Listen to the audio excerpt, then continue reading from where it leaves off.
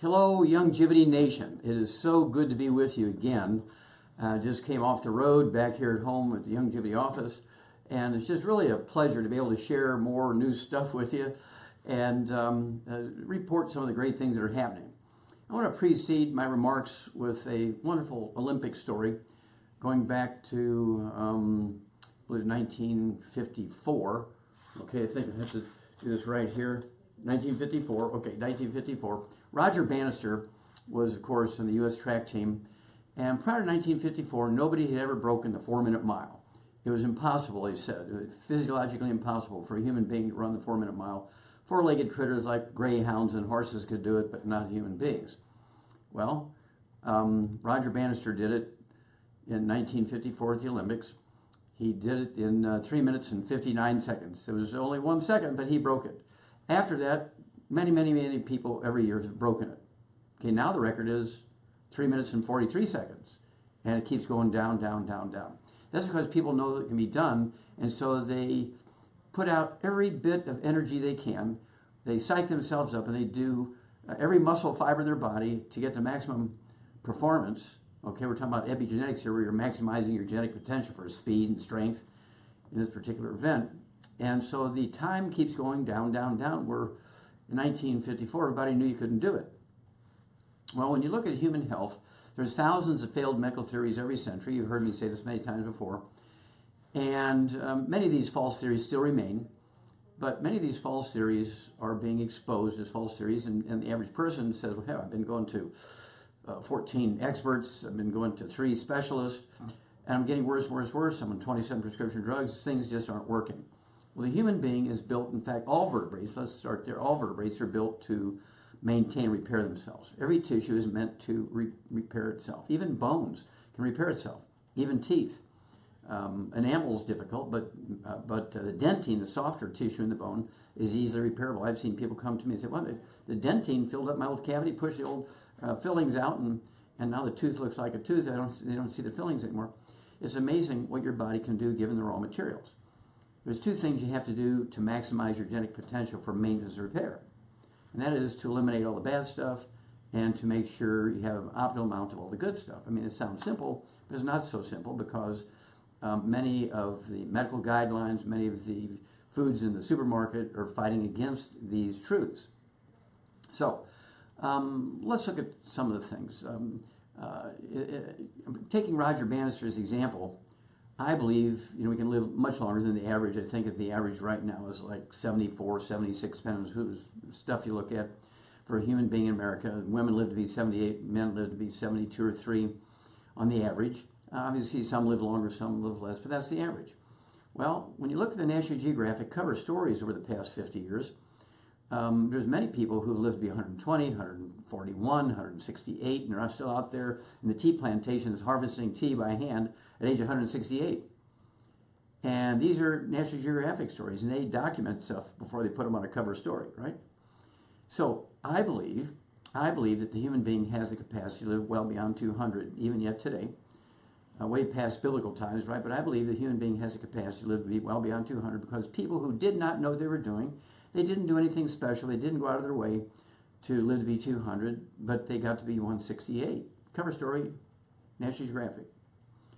So I believe if we consciously eliminate all the bad stuff and eliminate, or at least significantly reduce, free radical exposure, trans fats, heterocyclamines, acrylamides, things like microwave popcorn, theater popcorn. We're looking at olive oil, coconut oil, margarines, mayonnaise, salad dressings, cooking oils, burnt meats, meat cooked well done, processed meats with nitrates and nitrates. All these things got to go.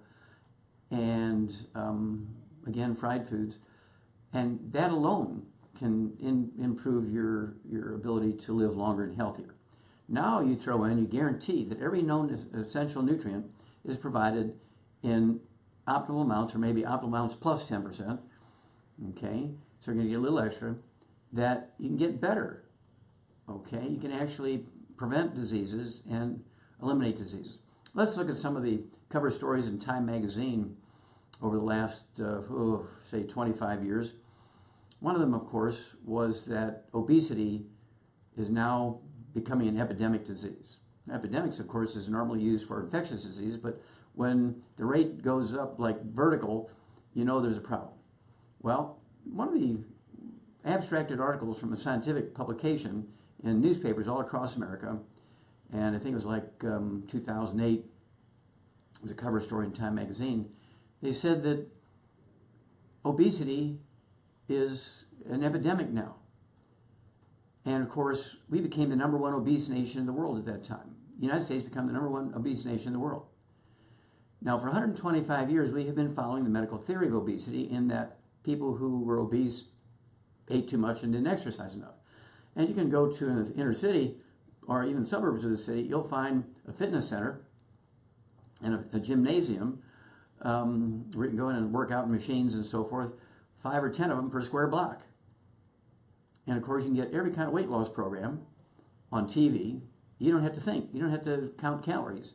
You just eat this meal, and they're going to give you optimal amount of calories, below 1,000, and a tasty meal.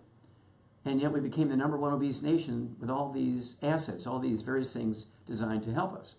Well, it turns out that that's a false theory. Being overweight and obese has nothing to do with eating too much or lack of exercise. Being overweight and obese is in fact a nutritional deficiency of a class of nutrients, and any one of those nutrients being deficient will make you gain weight, and if you're deficient in 2 or 3 of them, you'll be obese. And if there's 3 of them, if you're deficient in any one of those, you're going to be the 400-pound, 600-pound, 800-pound person. And you can do all the exercise you want. You can cut your calories down to 500 calories a day, and you'll begin to lose a little bit of weight, but guess what? You'll gain the weight back plus some when you get back up to 1,000 calories, which is about a third of what people eat. It turns out that 70% of our kids over the age of 12 are overweight. 40% of our kids under the age of 12 are obese. It has nothing to do with eating too much and lack of exercise. It's a simple nutritional deficiency. And of course, one of the symptoms of this deficiency is the munchies. We're talking about terrible, terrible cravings. Okay? And this is why Grandma came up with the custom, I guess is the word I'm looking for, came up with a custom when Mom, her daughter, brought her grandkids over, and they're 4, 5, 6, 7, 8 years old, to the house. She would come out with a tray full of cookies and milk. What a sweet thing for Grandma to do. No, she was protecting her antique furniture with carvings on the arms and the legs, because the kids would lay there on the rug and gnaw on the legs of that antique furniture because they had the munchies. They were driven to eat these things because they were deficient in these specific nutrients. And Grandma found kind of a side ways to do it, and of course that became the roots of our snack food industry, because snack foods will temporarily assuage or decrease these cravings when you eat them, but then an hour later you have the munchies again because you didn't deal with the nutritional deficiency piece.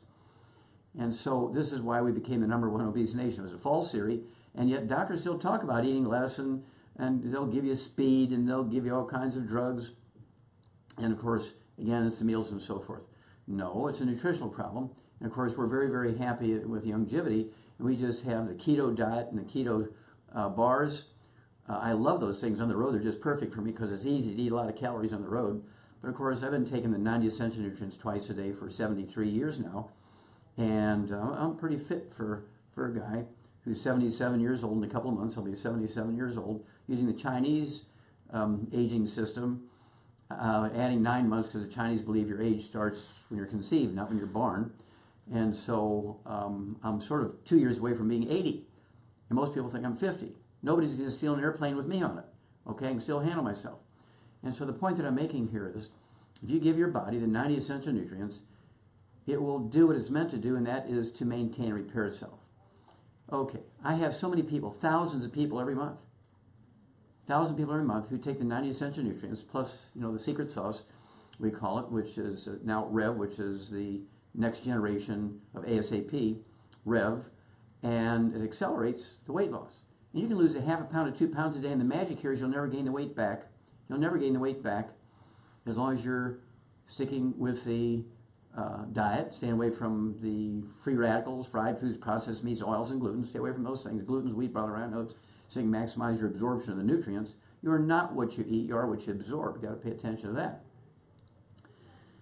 Well, that's obesity. Nobody should be obese longer than, say, 60 days, unless they have to lose. I have people come to me, they're 440 pounds. I had one the other day, 585 pounds. and they're already, just in a few days in the program, losing a half a pound to 2 pounds a day. This is very simple stuff. Okay? And you won't gain the weight back as long as you stay in the program. Let's see here. Loyola University. Loyola University came out and said that being overweight and obese, again, has nothing to do with exercise. Exercise has nothing to do with it. It was a 10-year study they published in January of 2009 in scientific journals. And everybody who's a scientific weight loss person, exercise physiologist, went to Loyola University and looked at their data and said, that's impossible. Exercise is everything when it comes to weight loss. And they had to admit it had nothing to do with it unless you got your calories down to 500 calories a day. Then that exercise would make you lose weight consistently. You get your calories back up to 1,000 calories, gain the weight back plus. Well, now we know that 8 months later, August of 2009, cover article, Time Magazine, it shows a gal on a treadmill, and it says, the myth about exercise, the cover story, myth about exercise, exercise alone will not make you lose weight. So I've been vindicated. Well, let's look at the next one. Type 2 diabetes. Type 2 diabetes, even yet today, is thought by most practicing physicians to be a genetically transmitted disease, when in reality it's a deficiency of a single nutrient. We've known it for 85 years. And one of the great ways to look at this is the Pima Indians, type 2 diabetes, the Pima Indians. 10% of the Pima Indian population lives above the border with the United States in Arizona. They, all the adults work in the RV and the motorhome assembly plants, and they're all morbidly obese, and they're all, I shouldn't say all, 46% have type 2 diabetes. 46% have type 2 diabetes. And then I don't know how many are pre-diabetic. Now below that border with Arizona and the United States, 90% of the Pima Indian populations occur down in Mexico.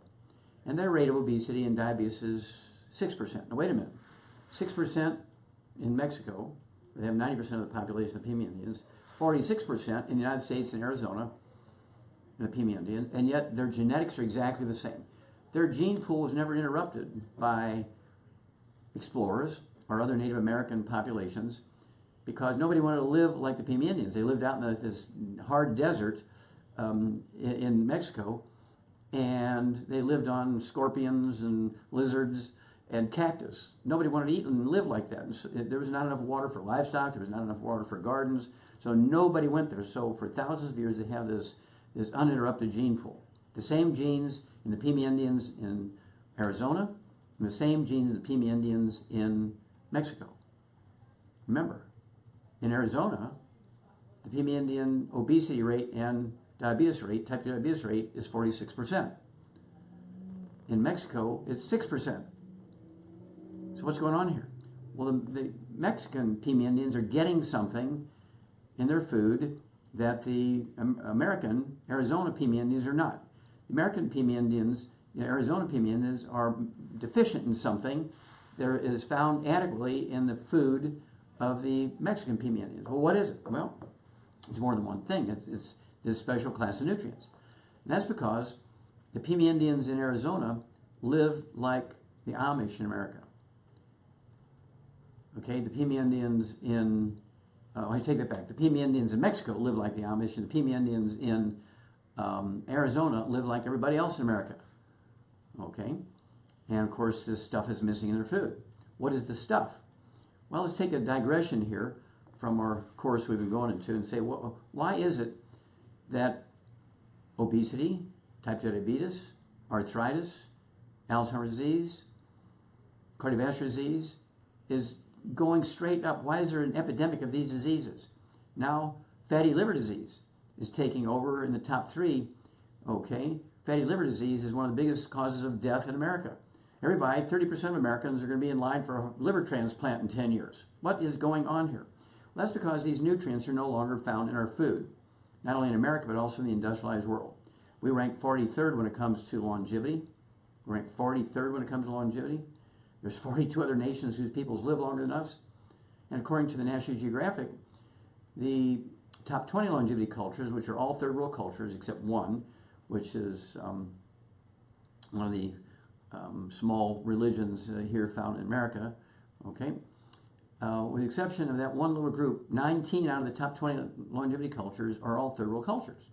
They have none of the amenities we have. No doctors, no hospitals, no clinics, no health insurance, no indoor utilities or plumbing or anything. I mean, it's like crazy, and yet they have 40 times the 100-year-olds we do. They have 250 100-year-olds per, they have 100-year-old per 250 of the population. We have 100-year-old per 10,000. They have 40 times the 100-year-olds we do.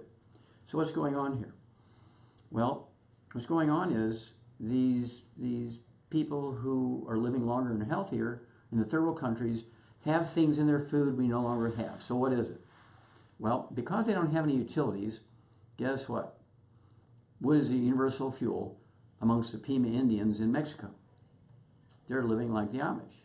They don't use electricity or natural gas for fuel. They use wood. And the wood ashes are not really ashes. The wood ashes that remain after burning wood for fuel are minerals that the tree has sucked up out of the ground. That will vary significantly because nutritional minerals, as you know, reading the book Rare Earths Been Cures, nutritional minerals do not occur in a uniform blanket around the crust of the earth. They occur in veins like chocolate and chocolate ripple ice cream. And some places are blessed with 40, 50, 60, 70 minerals. Some places are cheated and they only get 3, 4, 5, 6, 8, 10, 12. Well, plants only require 3 elements from the soil to make good seeds for the next generation. Human beings need 60. So we're 57 short if we're eating a plant that has just the minimum amount of these nutrients that it needs to make good seeds for the next generation. Okay, nitrogen, phosphorus, potassium are all the plants need from the soil. Everything else they get from the air. Nitrogen and carbon dioxide, okay, is their main things that they use. Everything else, if it's soluble, will be sucked up by the plant. They don't need it, but it'll be sucked up by the plant. Well, when you put these wood ashes, which are 95 to 98% minerals, into the garden like these third world cultures, the plants flourish and grow. We can get 12-pound sweet potatoes if the wood ashes have 60 minerals in them. We can get 12, 15-pound sweet potatoes. Okay? If they only have 3 elements in it, the wood ashes, the sweet potatoes will be quarter-pound sweet potatoes or half-pound sweet potatoes. Big difference. Well, the human being is the same way.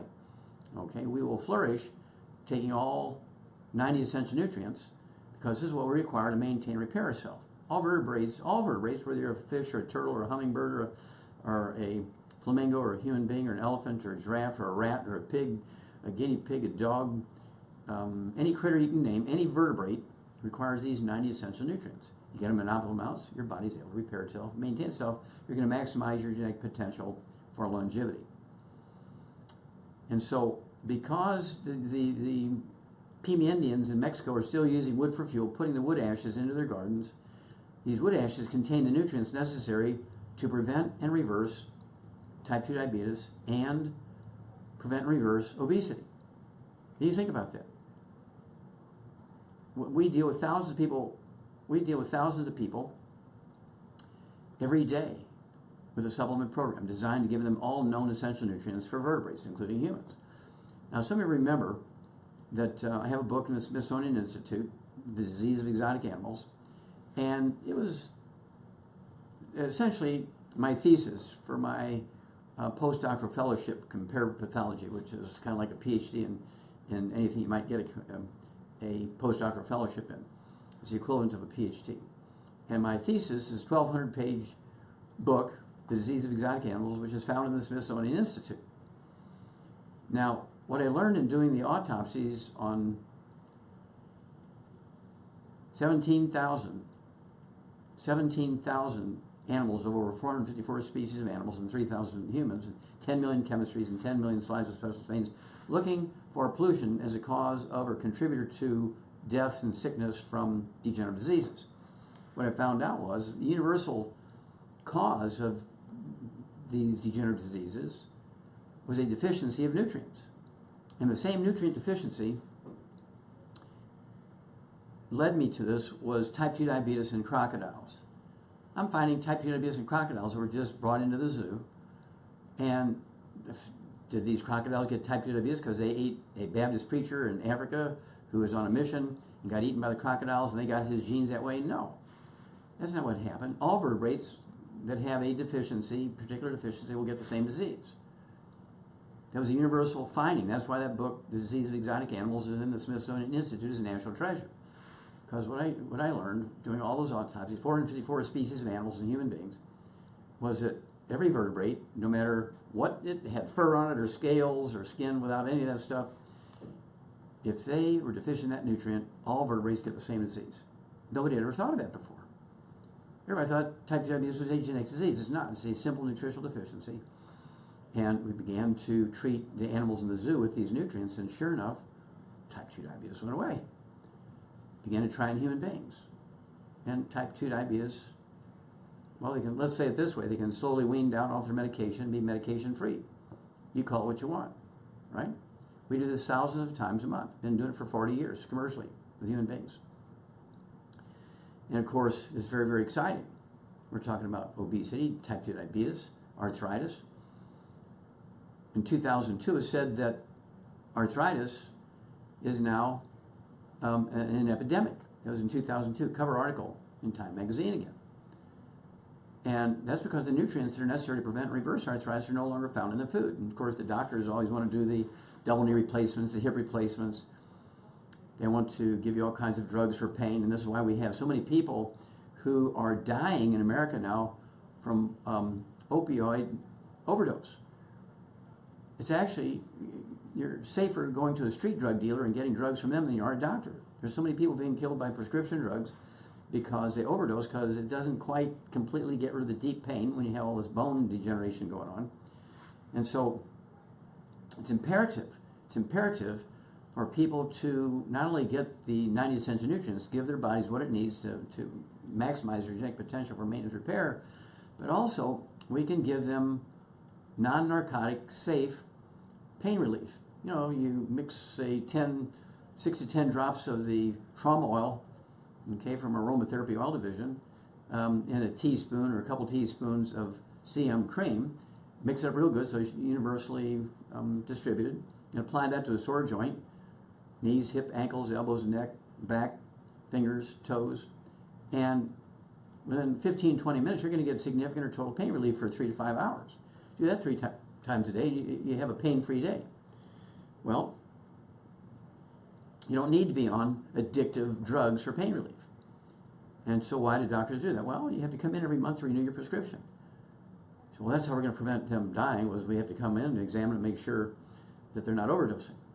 Well, that's nonsense. When you look at people like Michael Jackson, he overdosed, been taking his opioid drugs for 40 years. Same way with Prince. He overdosed accidentally because they both had singing recordings the next day, and they'd gotten into some bad stuff. They'd gotten into some gluten. Both of them were gluten intolerant. They had terrible belly pain. They said, oh, I've been taking these drugs forever, so I know them.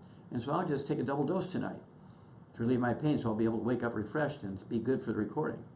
Didn't wake up because they gave themselves an overdose accidentally. It certainly wasn't a conscious effort to commit suicide. They committed accidental suicide by overdosing because they were too complacent. They were familiar with the drugs and didn't feel worried about doubling the dose because they had a belly pain. And so all of this stuff we have going on now is really due to false medical theories. Let's look at cardiovascular disease. Boy, there's a big one. Cardiovascular disease is supposed to be caused by what? Oh yeah, cholesterol and saturated fat. Well, it turns out that the cholesterol and saturated fat are essential nutrients. What disease do you get if you're deficient in them? Well, the first thing that happened when doctors started getting people on a cholesterol-restricted diet back in the 40s and 50s to sell a product, because Grandma resisted this new product called Crisco, which was originally designed as a synthetic, smokeless lubricant for diesel engines for German submarines. And after the First World War, they didn't need it anymore, so they sold it to a British soap manufacturer. They couldn't sell the soap because everybody's making their own soap in the 20s, 30s, 40s. And so they sold it to Procter & Gamble, and they couldn't sell the soap because everybody's making their own soap. So in 1952, a guy by the name of Ansel Keys, who was on the board of Procter & Gamble, also on the board of the American Heart Association, brokered a deal by which Procter & Gamble gave American Heart Association $1.7 million to endorse Crisco as a healthier way to eat and cook than lard, buttercream, and eggs. And Grandma wasn't originally very excited about that. She's following what 20 generations of grandmas had done before her, and she was wanting about to change. So Ansel Keys goes to an advertising firm there in Minnesota and says, well, how do I get people to buy this great product? And he said, well, you got to demonize it. tell them it's going to kill their kids and grandkids and their spouse and mom and dad, and you have to give them the escape. The heaven is going to be this new Crisco stuff. And so Ansel Keys did an analysis of lard, butter, cream, and eggs and found a couple of common denominators in the lard, butter, cream, and eggs, and that was cholesterol and saturated fat. So he started demonizing cholesterol and saturated fat and say, hey, this Crisco doesn't have saturated fat and cholesterol in it. You're going to be safer doing this. Well, they got a little bit of traction, but it wasn't magic. So he goes back to them and says, well, we're getting a little traction here, but we're really not selling it like crazy like we should. How do we do it? Well, you need to really make Crisco like heaven. There's got to be the ultimate place to go for health. And so Ansel Keys spent a month during Lent in the 1947, I believe it was, in the Isle of Malta in the Mediterranean, came up with a Mediterranean diet. No science, no studies, nothing. He interviewed, I don't know, maybe 70 people over the age of 75. Some of them in their 80s still harvesting food in the fields. And that's where the Mediterranean diet came from. That's where the Mediterranean diet came from. It was a hoax. It was a fraud. It was designed to sell Crisco. Get over it. Well, it turns out that cholesterol and saturated fat are essential nutrients. So when you're deficient in them, and you're eating egg beaters and egg white omelets, and you've given up red meat and fat and all this kind of stuff, and now you're going to get low T. You're going to get ED, erectile dysfunction. You're going to get menopause at age 30. Why on earth does that happen? Well, that happens because your testicles, your ovaries, your adrenal glands need cholesterol as a raw material to make a class of hormones called steroid hormones. Testosterone, estrogen, progesterone, adrenal hormones.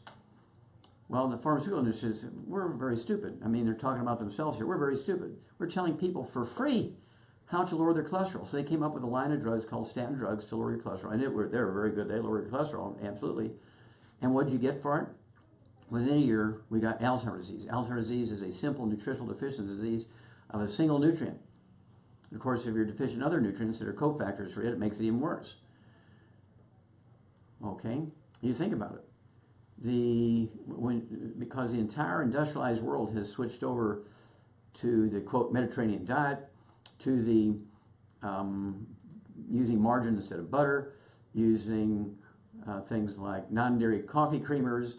They're using Crisco and other oils, cooking oils, like corn oil and soy oil and so forth, to cook with. Oh, this one's better than that one. Coconut oil is better than this one. And it increased the death rate from cardiovascular disease, like I don't know how many times. And of course, they've, with this switch over to the statin drugs to lower cholesterol, in the industrialized world, the medical system and their prescriptions have killed more people than the Nazis killed during the Second World War. Okay, that's crazy when you think about that. Okay, now I'm just quoting people. I'm not making that up, I'm quoting people. And so it turns out that cardiovascular disease has nothing to do with cholesterol. Cholesterol is an essential nutrient, and you're going to wind up with Alzheimer's disease if you go on a cholesterol-restricted diet. You get on a statin drug and you really lower your cholesterol down below 200, 180, 140, 160, 110, you are going to get a dementia called Alzheimer's disease. Now, there's 4 other major dementias. You can have them all. You can have 2 or 3 or 4 of them. And usually doctors will actually name Alzheimer's disease as the one they're going to bill for because the insurance pays for more for Alzheimer's disease than it does the other 4 dementias. A double-blind randomized study by a very large university, very well respected, one of the first universities in America, 1783, medical school. They did a double-blind study and just gave a few nutrients to the experimental group of people. It was 5,000 people over 10 years. 2,500 got the supplement program, 2,500 got the dummy pills. All 5,000 people lived in the same valley, they're in the same religion, the same diet. At the end of the 10-year study, and they did this because of my audio cassette tape, Dead Doctors Don't Lie. They wanted to show that I was wrong. What they found out was, even with a limited supplement program with 2 nutrients, which are not the nutrients I'm talking about, just with 2 nutrients, it reduced the risk of Alzheimer's disease by 78% in the experimental group over the control group.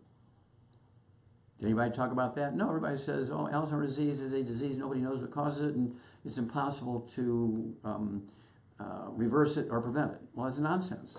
This double-blind study over a 10-year period with 5,000 people, big university, published in all the neurology journals, shows that you can. Well, I showed it in 1992 with the audio cassette tape, Dead Doctors Don't Lie. I said it then. 1995 when the CD came out. I said it then. Okay? So cardiovascular disease, arthritis, obesity, type 2 diabetes are all diseases which are preventable and reversible. Sounds crazy, but it's true. Now, here's the deal. Remember Roger Bannister. Everybody said that the 4-minute mile couldn't be broken. He did it barely. He got 3 minutes and 59 seconds, but he did it. And after that, we're down to now the record for the 4-minute mile for human beings is 3 minutes and 43 seconds. And so once you know it can be done, people go out of their way to do it, and they can do it, and they can do it, and they can do it.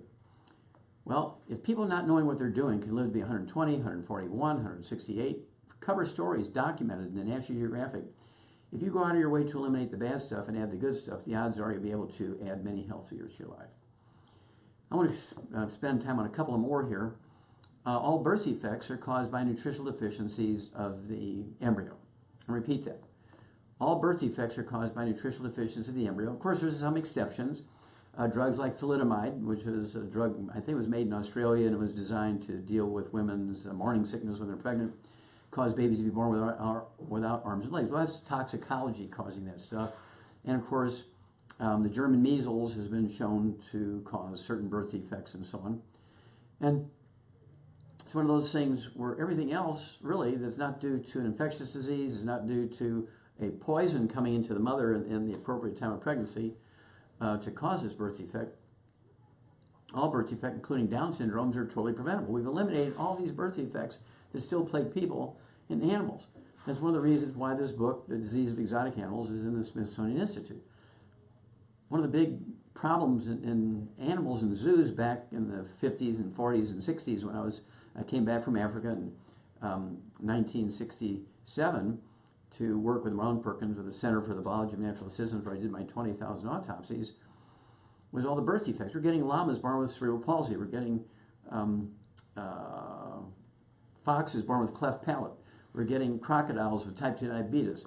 We're getting cardiovascular disease in pheasants and monkeys and all kinds of animals. And they're saying, well, wait a minute, how come you're getting cardiovascular disease in these monkeys and these hummingbirds and pheasants when it's supposed to be a genetic disease of human beings? Well, that's because they're actually getting terrible sources of free radicals, trans-fatty cycloacrylamides from stored grain. Okay, and that's why we're finding these plugged arteries and everything from llamas and deer and so forth. They're getting coronary artery disease. How did that happen? They're not eating hamburgers. That's because they got these oxidized oils from the stored grains, like wheat germ oil, getting oxidized, turned into trans fats. Tracked it down, got it published. And of course, doctors were sure it was cholesterol, and doctors were sure it was genetic, and so my work got buried until it got reawakened with the Disease of Exotic Animals, and it's in the Smithsonian Institute. Of course, the clinical doctors, there's sort of a fringe group that are believing what I'm saying, and they're beginning to incorporate this for their patients with much blessings for the patient. Well, again, all birth defects, with the exception of ones that are toxicology induced either by prescription drugs or by toxins in the food, these things can cause birth defects. But other than that, all birth defects are caused by nutritional deficiencies in the embryo. We've eliminated every birth defect you can name and 10 times that many you can't name in the animal industry. We've eliminated all birth defects in zoo animals that are fed commercial diets. I mean, I would take duck pellets where we're having swans, babies hatched out of the eggs with spina bifida and their brains hanging out of their heads because they couldn't complete their skulls because they had a folic acid deficiency. Okay? And I brought them these feeds necessary for like feeding ducks. They're going to become Peking duck dinners in Chinese restaurants. Well, you can't give that to our exotic animals. These are exotic animals. They have to have this stuff. They can't have a commercial diet for domestic animals. Well, once I got that happening, Marlon Perkins was very cooperative. We eliminated all birth defects in the zoo animals that still plague people. We've eliminated all birth defects in zoo animals that still plague people because the zoo animals are now getting the farm foods for cattle and sheep and pigs and chickens and turkeys that eliminate by prevention of all these birth defects. Some of them, like muscular dystrophy and cystic fibrosis, are preventable and reversible once the baby's born. Isn't that crazy? Well, let's look at a couple more here. Again, I've talked about Alzheimer's disease, we've talked about cardiovascular disease. Congestive heart failure is a deficiency of a single vitamin. We've known that for 300 years, discovered by a Japanese naval surgeon. Cardiomyopathy heart disease, a sudden death from heart attack. You see this in our athletes here. I don't know, maybe 10,000 kids a year under the age of 20 drop dead suddenly of hypertrophic cardiomyopathy heart disease, and doctors throw up their hands and say, oh, we need to start doing EKGs and embryos now, so we can put these babies when they're newborn on the drugs if they have any inkling that they're going to have hypertrophic cardiomyopathy heart disease. Well, it's a deficiency of a single nutrient. SIDS, sudden infant death syndrome, which is also known as crib death, is caused by deficiency of a single nutrient. The theory for doctors was, oh, they suffocated because they were sleeping on their stomach. They're supposed to be sleeping on their backs. How crazy is this? Okay? And so, it's an amazing thing when you start getting down to the basic truth. Basic truth is usually very, very simple. The false information is usually very complicated, and you have to go to the doctor to get the treatment, right? But I guess the answer to our problems is we have to start being our own doctors here. We have to be our own doctors. And so I urge you to get a hold of what I call the trilogy books, Let's Play Doctor, Let's Play Herbal Doctor, and the Passport Aromatherapy, and learn how to do your own lab test. You can go to a pharmacy without a prescription, do your own lab test. You can weigh yourself, you can do your own blood pressure, you can take your own pulse, you can do your own blood test, A1C hemoglobin for diabetes. You can do like 8 different diseases from a urine test strip. It's called a polystick, which you can get from a pharmacy. Same way with a colonoscopic exam. You don't have to have some crazy doctor with a mask on, putting a garden hose up your rump and puncture your intestine and killing you, which is probably one of the more common causes of death at the hands of doctors. I think the number 3 cause of death in people, this just came out a couple of months ago. It's a study that was done by Johns Hopkins School of Medicine, not me, Johns Hopkins School of Medicine. A couple of months ago came out the number 3 cause of death in America is medical mistakes. 251,000 Americans are killed every year by medical mistakes. 251,000. What would happen if a fast food restaurant were to kill 251,000 customers a year? What would, a chain? What would happen to a particular commercial airline if they killed 251,000 passengers a year? What would happen if Iran or North Korea were to send over an intercontinental ballistic missile with some kind of weapon and kill 251,000 Americans? It'd be war. Here's one trade that does that every year in the workplace. Everybody throws up their hands. Well, we don't know how to fix that. Well, you fix it by not going to them. That's why we have Lowe's and Home Depot. That's why we have AutoZone and Pep Boys. Because people got tired of mechanics fixing the leak in the radiator and then causing other problems. They have to keep going back. Or mechanics and carpenters and roofers coming out not doing quite a good job, and they had problems after they thought they were finished. So people say, I want to do this myself. And so it was an entrepreneurial opportunity for people to provide tools and materials to maintain or remodel your home, or to maintain or repair, replace worn out parts in your car, to do it yourself. Well, I urge you to consider doing as much as you can yourself. And here's another reason why. If you're urinating frequently, like 2 or 3 times an hour, just why I just urinated. Why am I urinating now?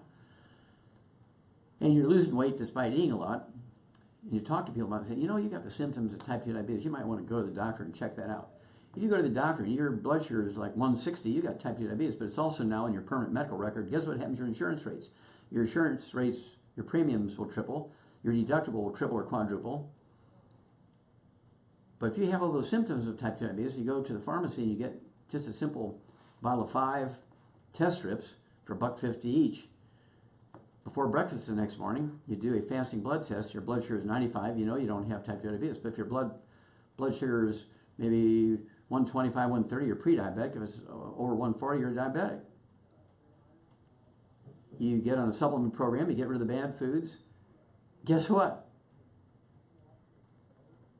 In 2 weeks' time, you test yourself again, and now your blood sugar is 85.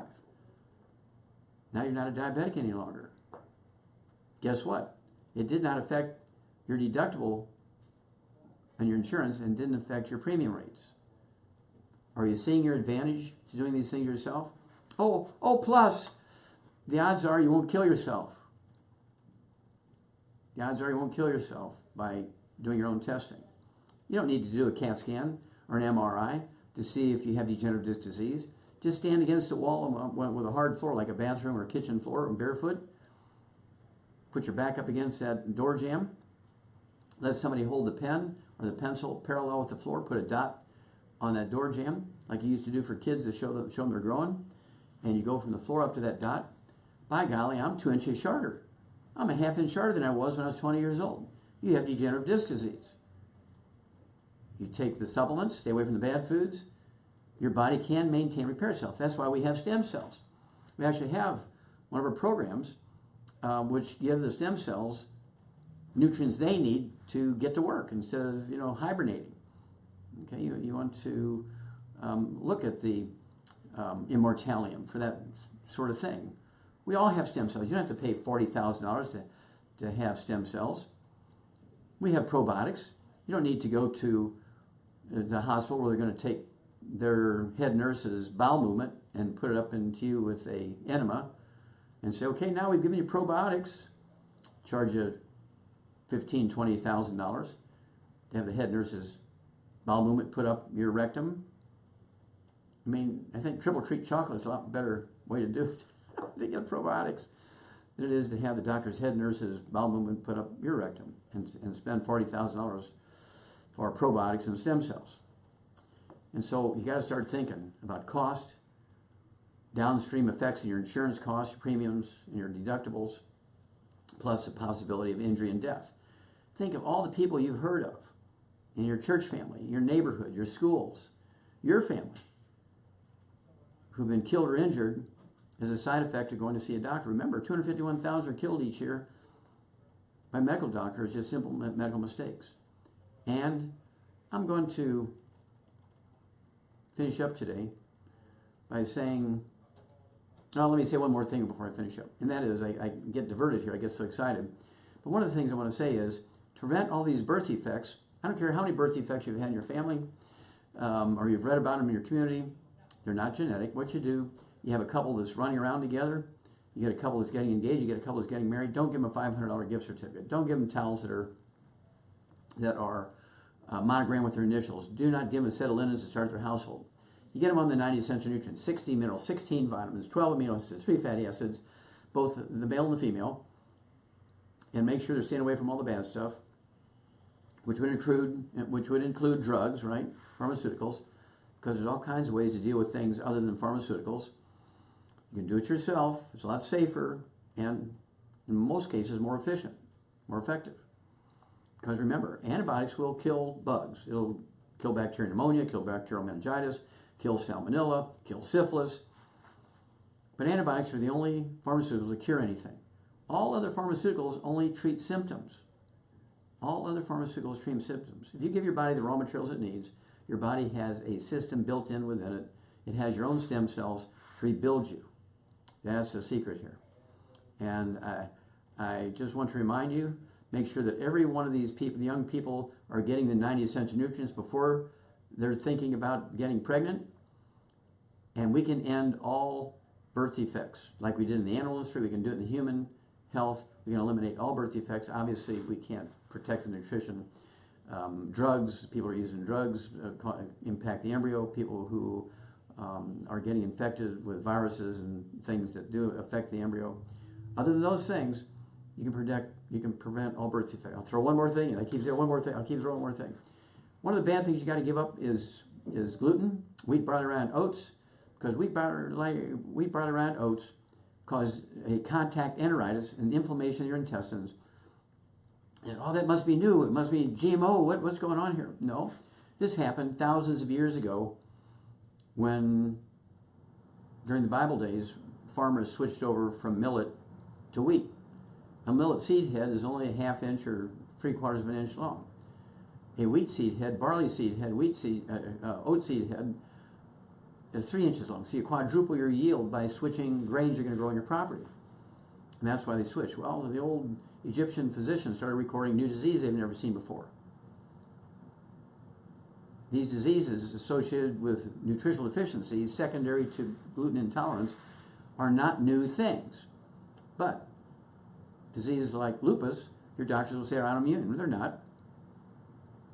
They're due to gluten intolerance and affect your intestines so you can't absorb things. You have lupus for 20 years. You get on a gluten-free diet. Everybody in your family's got to get gluten-free. You take your 90 essential nutrients, and you'll see significant, major, or total improvement. You'll wean off your drugs and go back to a normal life. You have to stay on a gluten-free diet forever. You have to supplement forever. But I mean, I could go on and on and on. I'm talking about thousands of diseases here. They can be prevented and reversed by giving your body what it needs to maintain itself. And so I'm so excited about what we're doing with Youngevity and how we're positively impacting the world. You know, I spoke to the United Nations last year in November for a half hour to a large conference. There were 11 countries involved with sponsoring this conference. They had hundreds and hundreds of people in the audience from all these other countries.